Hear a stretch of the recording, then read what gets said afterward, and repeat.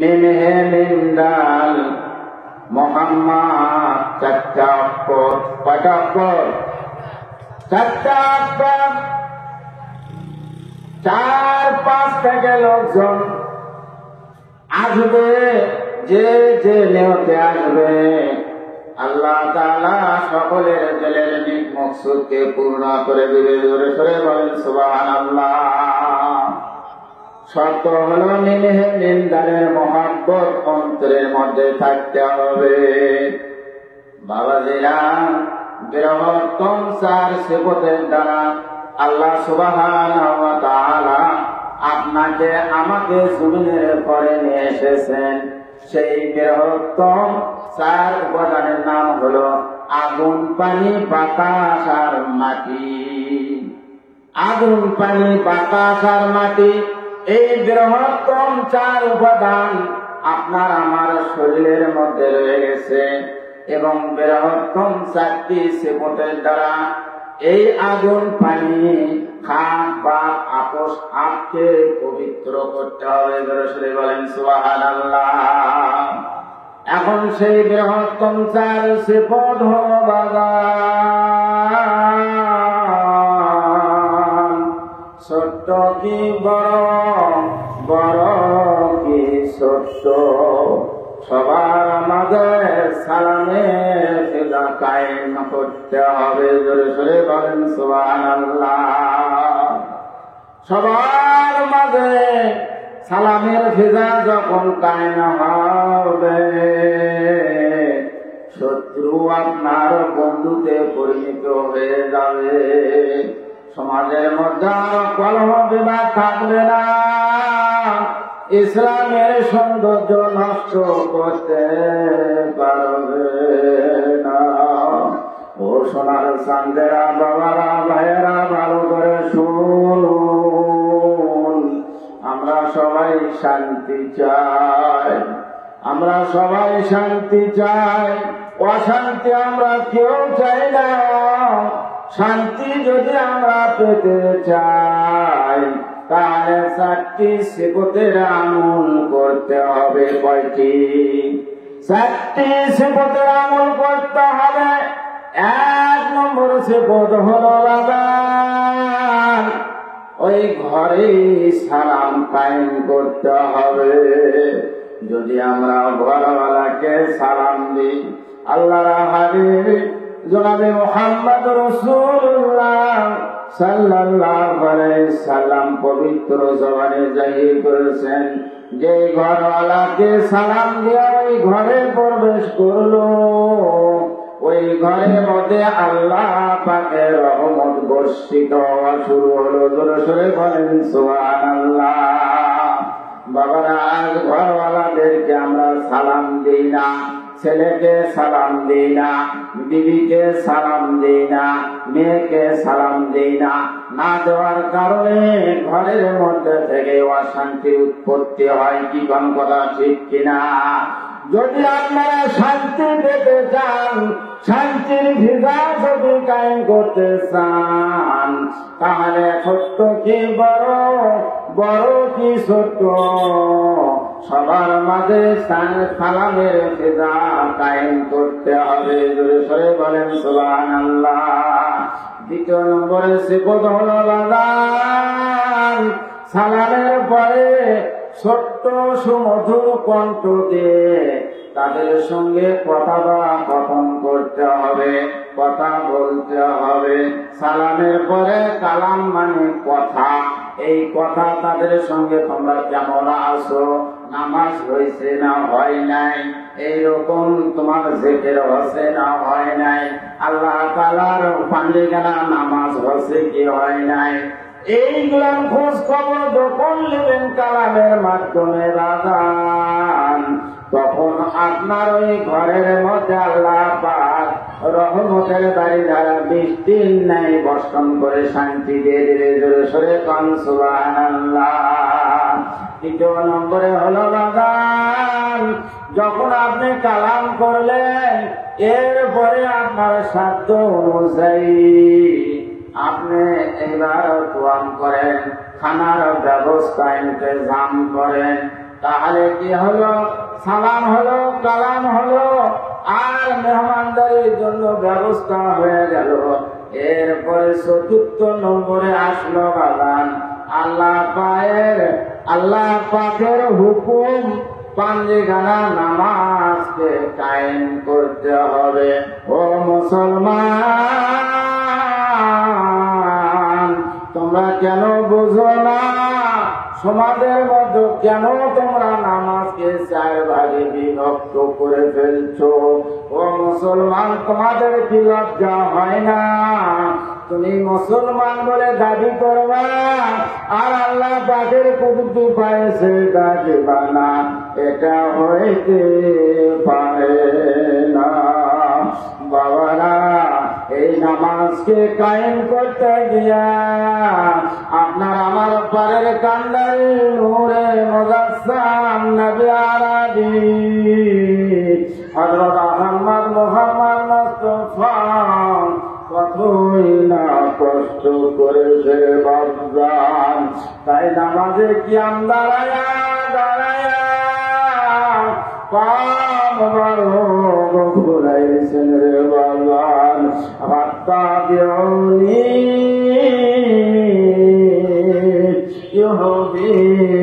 ইউহিব্বুকুমুল্লাহ।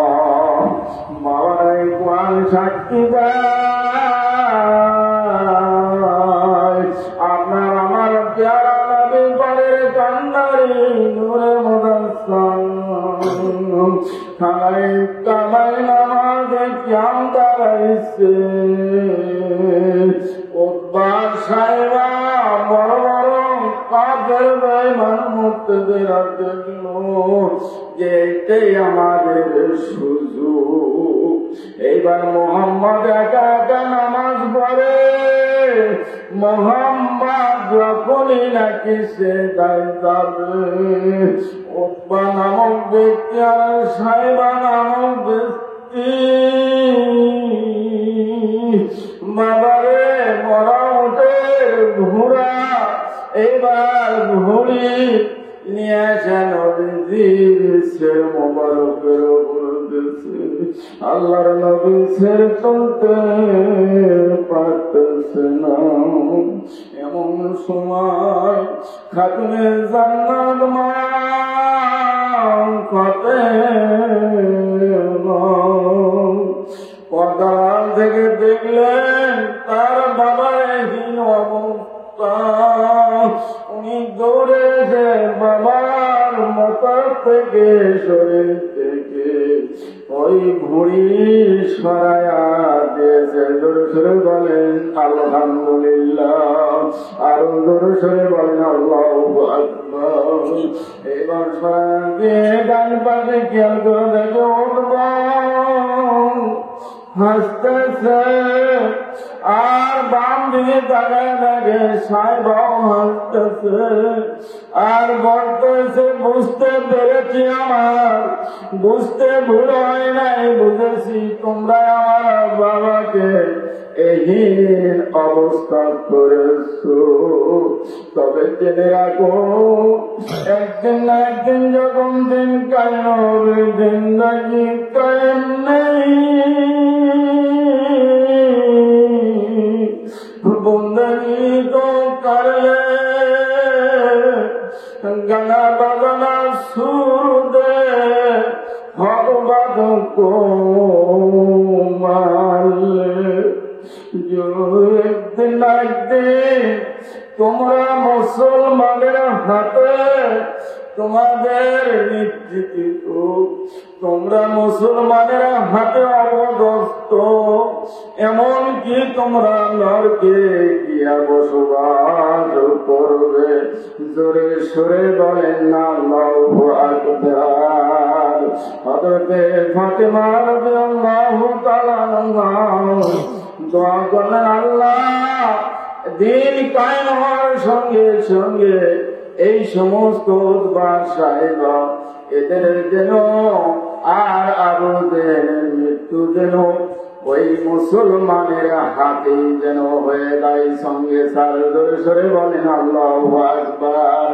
বাস্তবিক দেখা গেল বদরের যুদ্ধে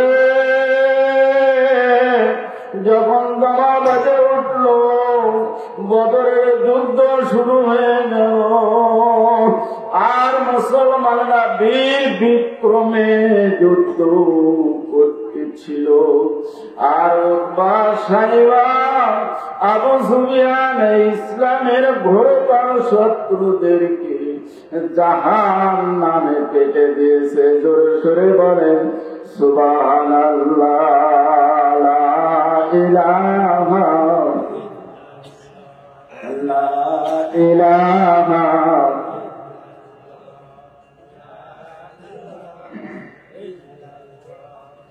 লা ইলাহা ইল্লাল্লাহু মুহাম্মাদুর রাসূলুল্লাহ। বাবারে ইসলাম জমিনে এত সহজে আসে নাই, অনেক মুজাহিদার বিনিময়ে ইসলাম জমিনে আসছে।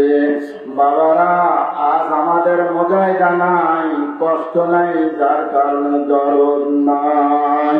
বাবারে হুরমাত বারাকাতুল ওয়াহি, যদি আপনার আমার উপর ওহী আসবে না, বাবারে ওহীর বরকত আপনার আমার উপর আসবে।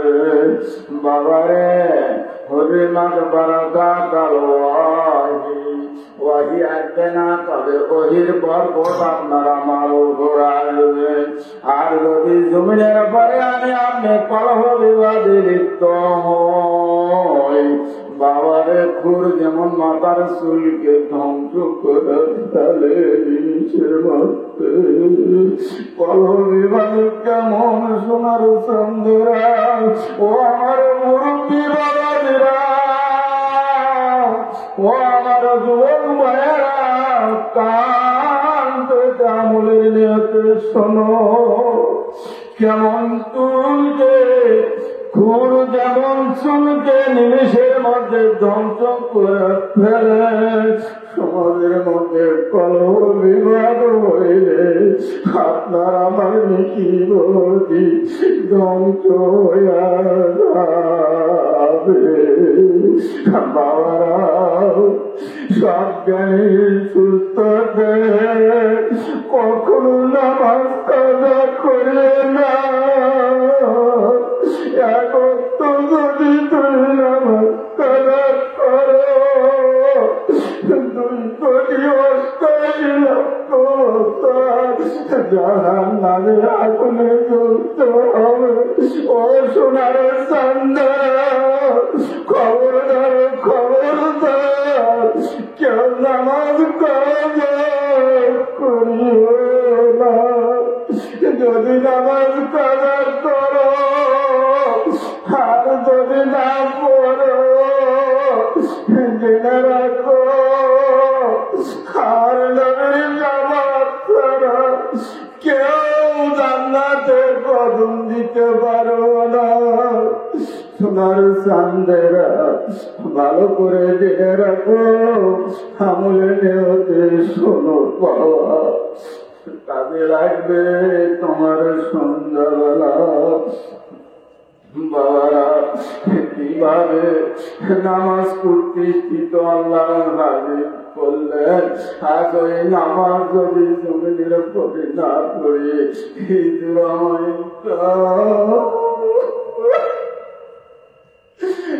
নবীজির জীবিত দশা কাবের আকার তোকে মুখে বালু নিক্ষেপ করেছে। যে উম্মত জমিনে সুস্থ থাকা সত্ত্বেও, সুস্থ থাকা সত্ত্বেও, সুতম দেহ থাকা সত্ত্বেও, শরীর সুস্থ থাকা সত্ত্বেও যারা আল্লাহর কুদরতি পায়েছে ডাক দিল না, আমার পেয়ারা নবী বলে তারা কিন্তু আমার সবার নবী সবার তারা আপনার আমার ঘরের সোনার সন্ধান ভালো করে জেনে রাখো। আল্লাহর হাবিব জবানে জাহির করে, বাবা তোমরা যদি নামাজ না পড়ো আর যদি উম্মত বলে দাবি করো, ওই দাবিটা তোমার মুখে সাজে না। তুমি কেমন আত্মসমর্পণ করলে? একজন আত্মসমর্পণকারী মুসলমান আল্লাহর কুদরতি পায়ে সেজদা না দিয়ে থাকতে পারে না। ধরে বলেন আলহামদুলিল্লাহ। বাবারা, আমরা হলাম সেই নবীর উম্মত যেই নবী কষ্ট করে সমস্ত তোমার কাম আছে জিবরাইলের মাধ্যমে। তুই জিবরাইল রসূলের ঘর মে আয়া হো, হর রাত হর দিন হুকুম ইলাহির। জোরে জোরে বলেন মারহাবা, আরো জোরে বলেন আলহামদুলিল্লাহ। বাবারা, জিবরাইল আলাইহিস সালাম সমস্ত হুকুম আহকাম নিয়ে আসছেন আল্লাহর কাছ থেকে জমিনে। নামাজের মতো দৌলত আল্লাহ পাক তার হাবিবকে আরশে মওলায় দেখে দান করেছেন। জোরে সরে বলেন সুবহানাল্লাহ। সমস্ত হুকুম আসে জিবরাইলের মাধ্যম দিয়া, আর সরাসরি নামাজ আছে আপনার আমার পায়ের কান্ডারের দ্বারা। জোরে সরে বলেন সুবহানাল্লাহ। বাবারা, ওই নবীর মুহাব্বত কেমন আজ আমাদের অন্তরের মধ্যে নাই। যদি অন্তরের মধ্যে থাকতো আজ আমি ওয়াজ মাহফিলে না এসে বাসায় বসে থাকতে পারতাম না। আজ মহব্বত নাই বিদায় বাসায় বসে বসে শুনতেছি। কি কথা ঠিক কিনা? বাবারে, আপনারা জানেন আবু জেহেল কেমন ইসলামের শত্রু, আবু জেহেল কেমন ইসলামের জঘন্যতম শত্রু। সেই আবু জেহেল হুকুম জারি করে দিল, মক্কার আনাসে কানাসে হুকুম জারি করলো। এক নয় দুই নয় 30,000 ল্যাম্পোস্ট চারপাশে এইরকম ভাবে মোতায়েন করলো, আর এইরকম ভাবে ঘোষণা দিয়ে দিল, শহরত দিয়ে দিল যে মুহাম্মাদের সংস্পর্শে কেউ তোমরা যাইতে পারবা না। বলেন নাউযুবিল্লাহ। কি সর্বনাশে কথা করছে, কি কোন কথা ঠিক কিনা? এইবার আবু জেহেল হুকুম জারি করলেন, আর মক্কার চারপাশে ল্যাম্পোস্ট 30,000 মোতায়েন করলেন। কয়াদান 30,000 ল্যাম্পোস্ট মোতায়েন করলেন, আর বললেন আব্দুল্লাহর পোলা মুহাম্মদ নব ধর্ম ইসলাম প্রচার করার জন্য সঙ্গে বল আবু বকরকে নিয়ে উনি মক্কায় প্রবেশ করবে। ল্যাম্পোস্টরা তাকে প্রবেশ করার অনুমতি দেবে না। সঙ্গে সঙ্গে আল্লাহর হাবিব বললেন যে আমি এমন কিছু তোমাদেরকে বলবো না, আমার সহসর আবু বকরের কথা তো তোমাদের কাছে আমার চাইতে ভালো মনে হয়। অতএব আবু বকরে আগে শুরু করবে, আর পরে আমি শুরু করব। তখন এইবার এই নেতারা তখন পারমিশন দিলেন। এইবার যখন এই মক্কা মুআজ্জামার মাটিতে আল্লাহর হাবিব যখন এইবার তাওহীদের কথা যখন বলে দিলেন, লা ইলাহা ইল্লাল্লাহু মুহাম্মাদুর রাসূলুল্লাহ, এই কথা বলা কি অপরাধ? না, অপরাধ নয়, এটা তো আল্লাহ পাকের হুকুম।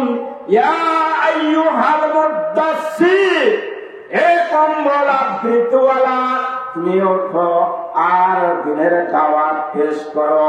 তোমার কওমের মধ্যে আগে সর্বপ্রথমে তুমি দিনের দাওয়াত দাও। এই দিনের দাওয়াত নিয়ে মক্কা মুআজ্জামা খানায়ে কাবার আদিনায় যখন এইরকম ভাবে ওয়াজ করবেন, কিন্তু দোয়া হলো না। পাশে মাকামে ইব্রাহিমের পাশে সাফা পর্বতে উঠলেন, জোরে সোরে বলেন আল্লাহু আকবার। এইবারে সাফা পর্বতের চূড়ায় উঠে আল্লাহর হাবিব ডাক দিলেন, হে আমার কুরাইশ কওম, তোমরা কে কোথায় আছো? দ্রুত তোমরা চলে আসো।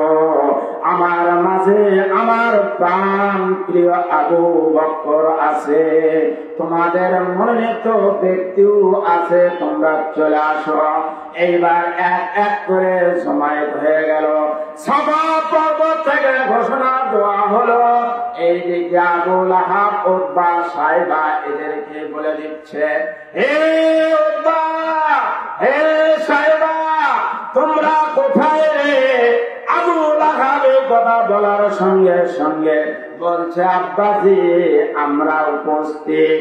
তোমরা ল্যাম্প এতগুলান থাকার মধ্য দিয়ে এই সাফা পর্বতে কেন সে আসলো, আর কেনই বা এত সময় হলো? তোমরা কি করলে? তোমাদের কি শক্তি ছিল না? আব্বা, আমরা তো দূরের কথা, আপনি যখন মুহাম্মাদের দিকে হাত প্রসারিত করেন তখন আপনার হাত না এমনি প্যারালাইসিসে পরিণত হয়ে যায়। জোরে সোরে বলেন আল্লাহু আকবার। হবে না কেন? হুকুম কার?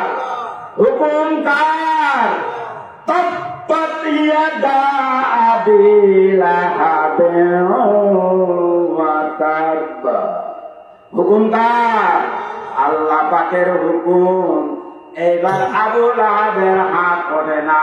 তার ছেলেরা সেই কথাই আবৃত্তি দিয়ে বলতেছেন, আব্বা আপনি আমাদের উপর ভরসা হইবেন না, আপনার চাইতে তেজস্বমান শক্তি আমি উতবা আর আমার ভাই সাইবার রয়ে গেছে। জোরে সোরে বলেন সুবহানাল্লাহ। কিন্তু যখনই আমরা হাত তোলা তো দূরের কথা, খালি দিলের মধ্যে একটু নিয়ত করেছি, ওই ইতিম খোলা আব্দুল্লাহর খোলাকে আমরা সঙ্গে সার করব কাঁটা যুক্ত পাথরের দ্বারা। কিন্তু আব্বা তখনই আমাদের গোটা শরীরের মধ্যে জাল জ্বালা শুরু হয়ে গেছে। জোরে সোরে বলেন সুবহানাল্লাহ। আরো জোরে সোরে বলেন সুবহানাল্লাহ। কেরে বা ব্যাটারি চার্জ নাই? হ্যাঁ, এত উলালো। আব্বা আপনারা একটু আগে আগে আসেন, তোমরা চাপা চাপা আসেন, একটু চাপা চাপা বসেন। এইবার উতবা সাইবা দুইজন, দুই ভাই, দুই একে অপরের সঙ্গে অঙ্গাঙ্গি ভাবে জড়িত। হাত ধরে ফেলল ছোট ভাই বড় ভাইয়ের, যেহেতু শরীরের মধ্যে ইজা জুলজিলাতিল আরদু জিলজালাহা, মাটি এইরকম ভাবে এমনই ভাবে কম্পন দেওয়া শুরু করেছে যে তাদের শরীরের মধ্যে কম্পন এসে গেছে। জোরে সোরে বলেন সুবহানাল্লাহ। এইবার উতবা সাইবার হাত ধরে বলতেছে, ভাই বাবার ওসিয়ত আমাদেরকে রক্ষা করতে হবে। বাবারে, এইবার উতবা আর সাইবা দুইজন গিয়া আবু বকরকে এমনই ভাবে আঘাত করলেন, আবু বকর পাহাড়ের চূড়ায় থেকে ঘুরতে ঘুরতে মাকামে ইব্রাহিমের কাছ চলে এসেছে। জোরে সোরে বলেন সুবহানাল্লাহ। আল্লাহ পাকের কি প্রেমের নিদর্শন! পাহাড়ের চূড়ায় থেকে দিন কায়েমের জন্য মক্কা মুআজ্জামার মধ্যে মক্কার মাটিতে তিনি গড়াগড়িতে এসে পৌঁছে গেছে। জোরে সোরে বলেন সুবহানাল্লাহ। ক্ষত বিক্ষত শরীর, আবু বকরের শরীর এমন ক্ষত বিক্ষত, ওই ঝর্ণাতে পানি যেমন ছুটে এমন ভাবে শরীর থেকে রক্ত ফুলকি মারতেছে, এমন অবস্থা রক্তে লালে লাল হয়ে পড়ে আছে। এইদিকে তার মার তাদের খবর পৌঁছেছে, মা ধান পান করে এবার সেরিখানা রুটি আর গোস্ত দিয়ে কানতে কানতে দৌড়ে এসে দেখে আবু বকর অচেতন অবস্থায় সেরিখানার প্লেটটা এরকম ভাবে রেখে দিলেন। আবু বকরের কাছে বসে বার কি দয়া বলতে, বাবা তোমার জন্য আমি সেরিখানা তৈরি করেছি বাবা, গোস্ত আর রুটি। বাবা রে তুমি সেরিখানা গোস্ত আর রুটিটা খেয়ে দাও। খাওয়া তোর কাঁদে আর বলে, মা আমাকে আমার নয়নের মুনি পরে কান্দারি নূরে মদরসা নবী আরবির কাছে নিয়ে চলো, যে নবী ছয় মায়ের উদরে থাকাকালে বাবা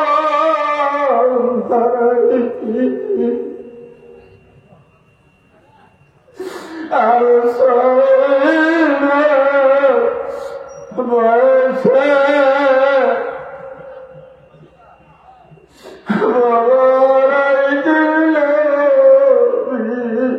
কেমন আছো? অমনি মা হাত ভরে বলে বলে, যে নবীর জন্য তোমার শরীর থেকে রক্ত ঝরলো আবার সেই নবীর কথা তুমি বলতেছ, বাবা তুমি বলিও না। আবু বকর বলে, মা আমার জানের চেয়ে আমার মা বাবার চেয়ে আমি আমার প্যারা নবী যিনি পারের কান্দারে তাকে আমি সবচেয়ে বেশি ভালোবাসি। জোরে সরে বলেন সুবহানাল্লাহ। মা আমি কানা যাবো না, আমার সেই নবীর কাছে নিয়ে চলো। এইবার নবীর কাছে কাটিয়ে যাওয়া হলো। এইবার নবীজি আবু বকরকে এমনই ভাবে ধরলেন, ধরে কাঁদলেন আর আসলে মাহবুবকে সাক্ষী রেখে বলেন, আল্লাহ আমি আমার আবু বকরকে পেয়েছি, হারানো পাইনি আমি পেয়েছি। আমি আবু বকরের পরে রাজি। ও আসমানের মালিক, ও জমিনের মালিক, ও আবু বকরের মালিক, আমি আবু বকরের উপর রাজি, তুমি মাওলা রাজি হয়ে যাও।